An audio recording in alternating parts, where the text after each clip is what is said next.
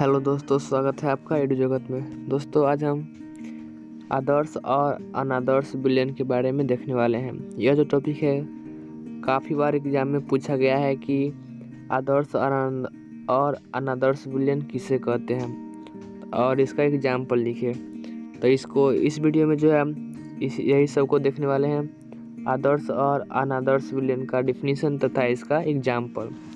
तो वीडियो काफ़ी इम्पोर्टेंट होने वाले हैं आपके लिए, तो वीडियो को लास्ट तक जरूर देखिएगा। और यदि चैनल पर पहली बार है तो चैनल को सब्सक्राइब करके और बेल आइकन को प्रेस कर लीजिए, क्योंकि इस तरह का जो मोस्ट इम्पोर्टेंट जो टॉपिक है उसका जो वीडियो डाले तो आपको नोटिफिकेशन मिल जाए। तो चलिए बिना समय गवाए हुए स्टार्ट करते हैं।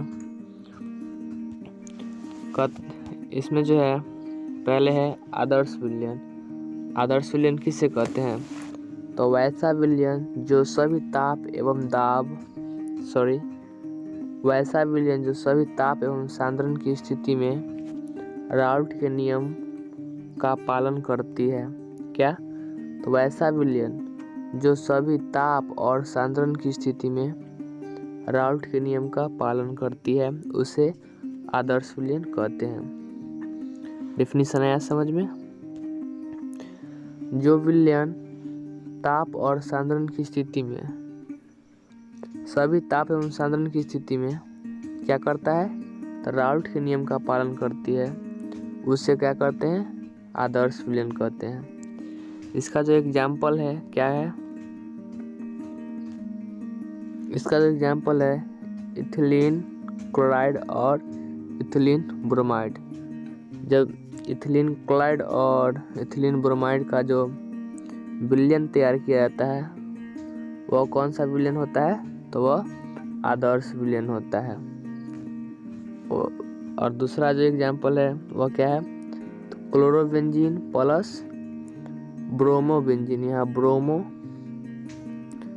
तो वही क्लोरोबेंजीन तथा ब्रोमोबेंजीन का जो विलयन होता है वह भी होता है क्या?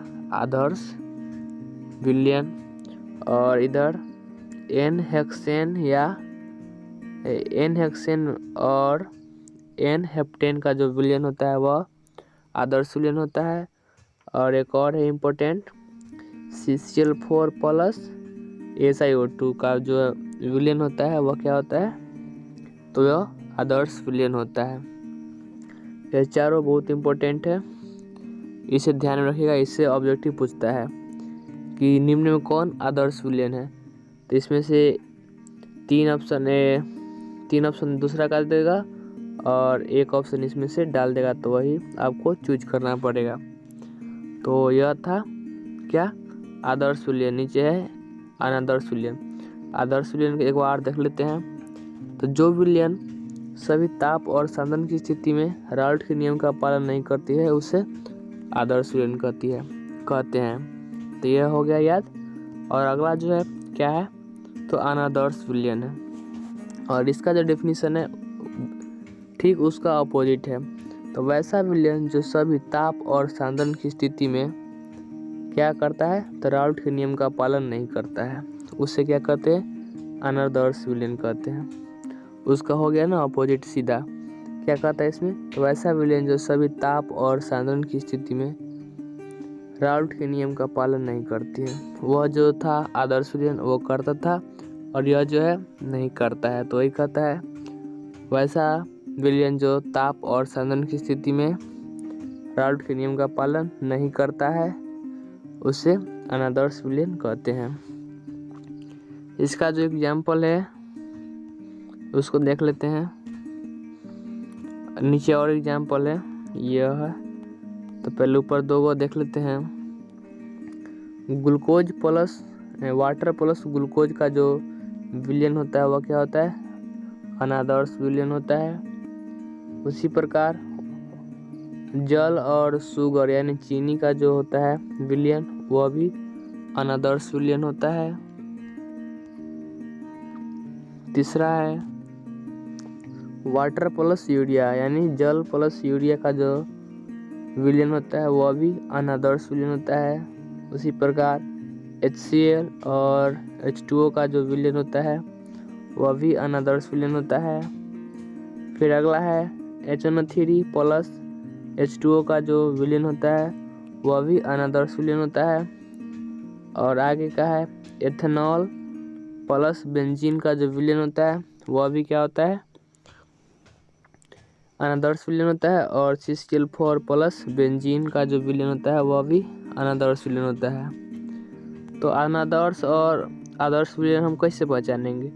तो इसमें जो होता है आदर्श विलयन में होता है कि इसमें कुछ कुछ जो होता है सेम से मिलता है, जैसे इथिलीन तो इथिलीन, बेंजीन तो बेंजीन, एन हेक्सेन तो एन हेप्टेन। और एक को इसको जो याद होगा करना CCl4 प्लस HiO2, और इसी को बार बार पूछता है। तो आ गया समझ में। जो विलयन राउल्ट के नियम का जो पालन करती है कंची पे, तो सभी ताप और सांद्रण की स्थिति में उसे आदर्श कहते हैं, और जो नहीं करता उसे क्या कहते हैं, अनादर्श विलयन कहते हैं। तो यह जो टॉपिक था काफ़ी इम्पोर्टेंट था, छोटा था लेकिन काफ़ी इम्पोर्टेंट था, और इसको कई बार एग्जाम में पूछा गया है। तो आज के बाद इसे मत भूलिएगा। मिलते हैं अगले वीडियो में एक अच्छे टॉपिक के साथ। तब तक के लिए धन्यवाद।